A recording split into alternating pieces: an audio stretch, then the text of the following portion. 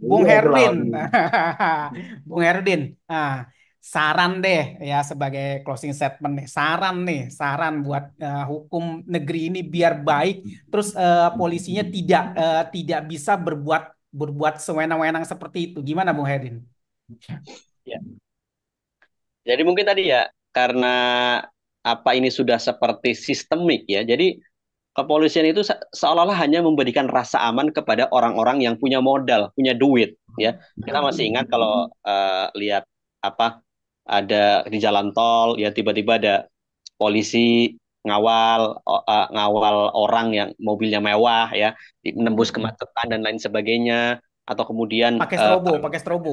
ya betul kalau ada kemudian misalkan geng motor besar ya, motor gede, moge, ya, yang kemudian dikawal sebegitu rupa, menerobos lampu merah dan lain sebagainya. Ya, jadi ya seharusnya tidak ya. Tugas kepolisian itu kan memberikan pelayanan, pengamanan, ya terutama pengamanan di dalam negeri. Apa untuk kemudian mencegah terjadinya kejahatan, ya bukan kemudian polisi yang maaf yang bermain dalam lingkaran kejahatan itu, ya kan terkonfirmasi dari kasus Teddy Minahasa.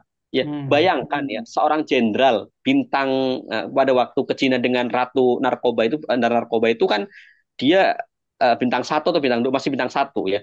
Itu dia ke Cina ke pabrik narkobanya langsung. Coba Oh, bayangkan.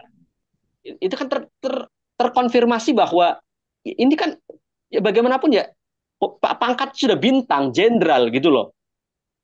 Ini sampai ke bawahnya gimana kalau seperti ini? Ya dari kasus Teddy Minahasa, kemudian juga kasus Sambo itu juga parah sekali. Kemudian juga bagaimana kepolisian juga bermain di tambang ya apa namanya untuk kemudian uh, mengamankan tambang-tambang ilegal asalkan dapat setoran. Kasus Ismail Bolong Kalimantan Timur ya. Nah, ini kan luar biasa juga. Kemudian juga ya tadi, namun terhadap masyarakat kecil ya, masyarakat biasa, mereka berlaku seperti singa ya yang menerkam mangsanya atau serigala yang sedang mengejar mangsanya. Kejam sekali ya kasus Afif Maulana ya. Nah, itu kan terungkap ya setelah LBH Padang mengadvokasi kasus ini. Ya bagaimana seorang anak berusia 13 tahun ya. Ini bagaimana sampai dikeroyok belasan polisi, dikelilingi polisi ya. Ujung-ujungnya patah tulangnya luar biasa sampai menembus paru lukanya itu loh. Itu tulang rusuk itu patah tembus paru sampai berapa senti itu paru-parunya berlubang. Ini kan luar biasa anak kecil loh 13 tahun. Ya apa nggak bisa kemudian cuma ditangkap satu orang polisi? Anak kecil bisa bagaimana kuat perlawanannya sih? Kenapa harus kemudian apa namanya eh, sampai meninggal ya kayaknya kok kalau menangkap seorang tuh harus dalam keadaan meninggal itu kenapa gitu. Apa ini juga menjadi pembenahan ya Polri ke depannya bagaimana kemudian menangani apa namanya kasus-kasus di lapangan itu seperti apa, apakah harus kemudian menangkap misalkan tersangka atau terduga tersangka ini dengan apa melumpuhkan sampai meninggal ya apa kemudian ketika mengepung orang itu dengan emosi ya sampai kemudian ya kita akan juga melihat kan kasus sebagai tahun 2019 ya demo-demo mahasiswa demo-demo masyarakat ya ketika menolak hasil pemilu 2019 misalkan ya banyak yang kemudian Harun Ar-Rasyid ya bocah umur 15 tahun meninggal dikeroyok ya kemudian juga penanganan terhadap para peserta aksi demo yang digebukin luar biasa ya padahal kan polisi kan punya senjata, punya tameng. Ya, kenapa harus kemudian ketika para pendemo itu yang kemudian melakukan ya mungkin mereka juga kesal juga para pendemo ke polisi kemudian setelah terkepung kenapa harus digebukin gitu ya? Kenapa tidak diamankan saja cukup ditangkap gitu? Kenapa harus sampai lebam bonyok bahkan sampai meninggal? Ya itu kan juga menjadi pertanyaan. Ya kemudian juga tadi ya kasus-kasus yang serupa Peggy kan sering terjadi ya. Kadang banyak lah ya di media sosial beredar apa cerita orang-orang yang kena salah tangkap ya. Bahkan diundang dalam podcast-podcast tertentu yang kemudian menceritakan bagaimana ya orang korban salah tangkap ini disiksa luar biasa untuk mengakui yang bukan kejahatannya. Ya ini ada apa? Ya, jadi tadi ya akhirnya ya wajar jika kemudian kita pun ataupun bahkan saya kemudian masih ya belum percaya ya kemudian kepada kepolisian ya. Ya, tapi saya yakin di kepolisian pun yang orang-orang baiknya pun ya masih banyak ya. Cuma yang hari ini terekspos itu tadi seperti yang ya tadi yang jahat-jahatnya saja yang jadi bandar narkoba ya yang kemudian jadi backingan narkoba bahkan jadi backingan Betul, tambang betul. ilegal itu yang muncul ya jadi ya kalau ingin kemudian kepolisian itu benar-benar ya harus benar-benar reformasi dari atas sampai bawah ya. Tapi tadi apakah kemudian Presiden Jokowi ya di ya 100 hari menjelang selesai purna tugasnya itu apakah kemudian mau membenahi institusi kepolisian atau seperti apa? Ya, jadi akhirnya menjadi PR bagi di akhir masa periode Jokowi dan juga menjadi PR di pemerintahan selanjutnya ke pemerintahan Prabowo Gibran ya. Jadi Ya. kalau mau ada pembenahan ya benar-benar dari pucuk pimpinan sampai bawah itu.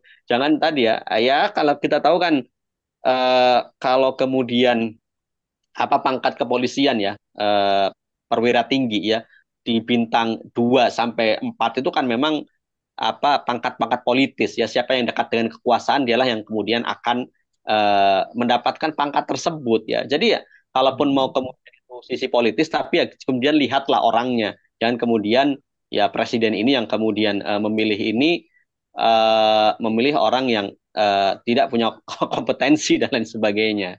Jadi yang jelas ya kalau mau memperbaiki citra kepolisian memang benar-benar harus dilakukan reformasi ya. Ya mungkin bukan reformasi, revolusi total ya mungkin. Ya, itu mungkin. Baik, Bung Herudin ya. Nah, sekarang Bung Ali Barsa nih, kira-kira sarannya buat penegak hukum nih sebagai closing statement dan juga Ya. sebagai saran dan saran ya, bukan kritik ya, saran ya. Saran sekali lagi saran. Kita percaya dong sama polisi ya, nggak boleh nggak percaya ya harus percaya. Hmm. Netizen ada sampai kalau dia apa ada kontennya itu dia kritik polisi ternyata konten di TikTok dihapus ya dia diganti percaya kita percaya dong sama polisi ya kan jangan nggak percaya gitu ya. Ah, Bung Ali Barsa, gimana saran dan kritiknya buat para penegak hukum ini ya, Nah, biar nggak salah arah lagi atau biar nggak salah langkah lagi, gimana? hmm, baik.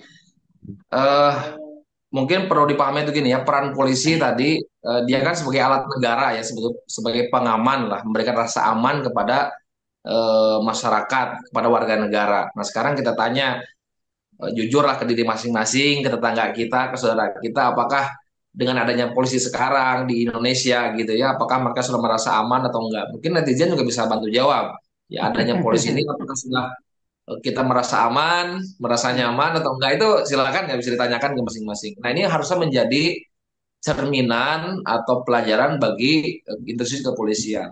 Cuma gini, saya ingin cerita, tentu gini, tentu sikap kepolisian itu kan sistem ya, bagian dari sistem sekarang. Paradigma mereka menegakkan keadilan, mengungkap kasus, ini kan tidak lepas dari paradigma yang dibangun sekarang. Nah, sekarang ini kan kita hidup dalam negara demokrasi, ya yang sekuler, yang jauh dari nilai-nilai agama. Walaupun nilai agama itu ada, ajaran agama itu ada, tapi ya hanya tempatnya di pojok-pojok saja gitu ya, sekuler itu. Saya ingin cerita bagaimana penanganan kasus ya ketika zaman Islam misalnya, ketika ada sahabat Mais bin Malik, ya Mais atau Muis ya namanya itu ya, mengaku berzinah, ingin dibersihkan, ingin dirajam oleh Rasulullah, sampai ditolak 4 kali loh bayangin, ya. Karena saking khawatir menghukum orang yang keliru. Ini sahabat ini gila atau gimana nih? Kok ngaku bersalah gitu loh? Ngaku berzina Betul, ingin betul, dirajam. betul. Padahal orang udah ngaku ini. Disuruh pulang sampai 4 kali. Sampai 4 kali orang ini ngaku ingin dirajam oleh Rasulullah, ingin dibersihkan. Sampai akhirnya setelah ditolak sekian kali itu, akhirnya ya Rasulullah karena percaya bahwa dia berzina, sekian apa namanya saksi yang lain gitu ya, sehingga kemudian dirajamlah sampai mati si sahabat Rasulullah ini. Nah, saya ingin berikan begini.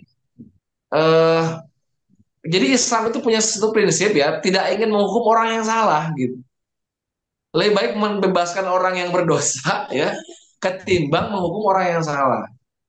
Nah, paradigma sekarang di kepolisian itu ada nggak seperti itu ya?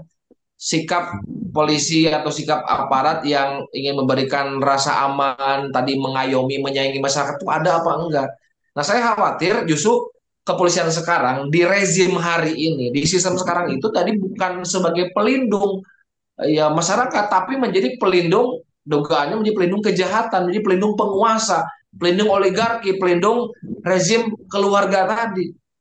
Nah, maka sebetulnya kalau ingin bicara tadi ya Bu Udin ya ingin bicara bagaimana bagi kepolisian itu ya harus baik dari pangkalnya dulu gitu. Pertama pemimpinnya harus baik, presiden itu pemimpinnya ya. Yang kedua sistemnya juga harus baik. Karena mau baik gimana? Wong aturan bisa dibikin seenaknya. Tadi misalnya ada undang-undang RUU apa tadi, penyiaran dan RUU kepolisian. Bisa dibuat seenaknya kan bahaya.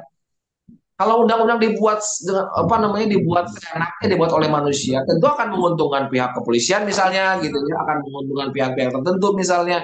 Kalau dibuat oleh manusia, maka undang-undang itu harus undang-undang Allah Subhanahu wa taala, harus syariat Islam. Nah, baru polisi ini sebagai institusi yang menjalankan hukum tadi, sebagai penegak hukum ini bisa berbuat adil karena patokannya Al-Qur'an. Nah, kalau sekarang kan patokannya kan KUHP, ya kan? Nah, KUHP ini kan buatan orang, buatan manusia, apalagi tadi buat tambah dengan RUU kepolisian yang baru, RUU penyiaran yang akan KUHP kan peninggalan Belanda. nah itu namanya akan apa namanya, membatasi ruang lingkup investigatif, apa namanya, jurnalistik investigatif ya, baik netizen maupun pihak jurnalis yang resmi. Nah, menurut saya kalau ingin perbaiki kepolisian di Indonesia itu ya harus perbaiki dari pangkalnya, apa ya, perbaiki sistemnya. Ya nggak bisa dengan Betul, KUHP betul. lagi, ya. KUHP Belanda maupun KUHP yang baru buatan Indonesia. Tapi harus Al-Quran. Jadi polisi itu ketika menjalankan tugas itu berpahala karena dia menjalankan syariat Islam. Kalau sekarang, mohon maaf, saya nggak tahu berpahala atau enggak. Karena menjalankan KUHP, hukum buatan manusia, hukum buatan Belanda. Nggak ngerti ada pahalanya atau bahkan mungkin berdosa. Tapi kalau hukum Islam nanti ditegakkan, maka polisi-polisi yang bekerja nanti itu dia akan berikan rasa aman, berikan keamanan, keadilan kepada masyarakat itu, dan dapat pahala. Itu yang paling penting tuh. Jadi menurut video ini saya sampaikan kepada pihak kepolisian, kepada seluruh rakyat Indonesia, kalau ingin perbaiki itu ya harus perbaiki sistemnya dulu, perbaiki pemimpinnya, perbaiki sistem. Insya Allah polisi ini ya sebagai alat negara ini gitu ya bisa memberikan keadilan. Itu betul-betul ketika sistemnya Islam, sistemnya baik, maka polisinya pun akan jadi baik. Dan tentu sekali lagi ini sebagai bentuk kasih sayang kita kepada pihak kepolisian, kepada semua warga Indonesia. Jadi ini bukan kebencian ya, dari tadi kita senyum-senyum terus, ndak ada nada emosi, nggak ada. Yang jelas ini merupakan bentuk kasih sayang kita kepada semua pihak, terutama pihak kepolisian. Wallahu a'lam bishawab. Terima kasih banyak. Mantap, luar biasa. Nah, sebagai closing statement ya, saya coba cerita, saya coba kisahkan dikit. Ini semirip-mirip seperti filmnya Prison Break. Ya. Kalau nggak salah ada lima sesi satu satu episode, satu sesi kira-kira 22 episode. Ini sama persis ya. Jadi dia itu pelaku pembunuhan adiknya wakil presiden sampai Hmm. dia mau dihukum mati, sampai mau dihukum mati adiknya itu berjuang keras untuk membuktikan bahwa dia nggak bersalah abangnya ya sampai dia keluar kerjaan segala macam sampai dia ikut di penjara segala macam. Nah, inilah bobroknya hukum ketika di tangan manusia, ketika diutak-atik sama manusia ya.